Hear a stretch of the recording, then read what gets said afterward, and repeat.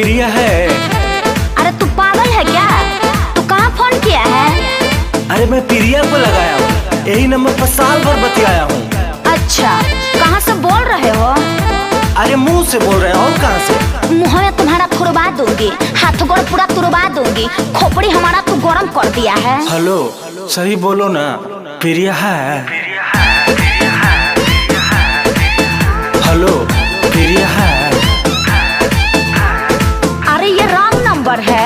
9 number है, हम गिन के 10 नंबर लगाए हैं और तुम कल ही से कह रही हो कि 9 नंबर है। तू आदमी है कि बंदर है? लगता है मुझे तूने दारू पिया है। का है? प्रिया है। अरे बस।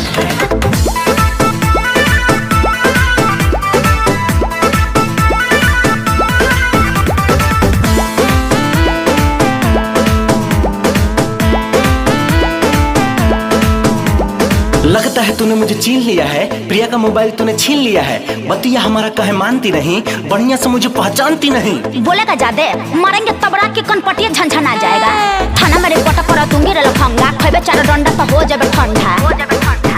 प्यारी करने से कोई रोक सकता नहीं, हम दीवाना हूँ किसी से डर लगता नहीं। तेरा प्यार वाला भूतवा उतार दूंगी मैं, मिल जाएगा तो तेरे को सुधार दूंगी मैं। फौसरी लगा के भले मैं तो झूल जाऊंगा, प्रिया को बाकी मैं कभी ना भूल पाऊंगा।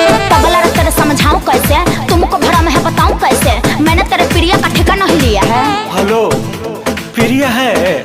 अरे यहाँ कोई प्रिया उरिया नहीं है। हमको पता है, प्रिया वही है।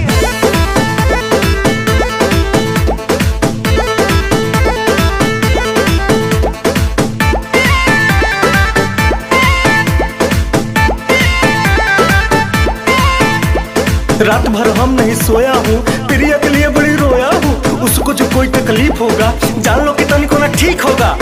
तुमको भी मारेंगे और तुम्हारे प्रिया को भी मारेंगे, समझे? इतना बता दे खाली, कहाँ तेरा घर है, पता चल जाएगा तू कैसा लोग घर है।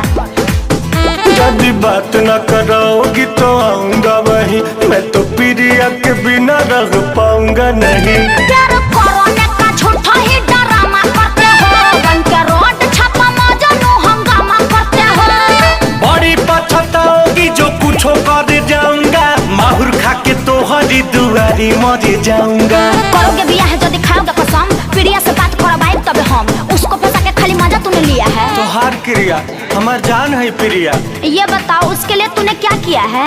अरे जिससे तुम बतिया रही हो मोबाइलिया हम ही ने दिया है। बोलिए ना, प्रिया है। हाँ तो लो बतिया लो अपनी प्रिया से। हेलो प्रिया, ये सब क्या हो रहा है? तुम हंस रही हो, हमारा दिल रो रहा है।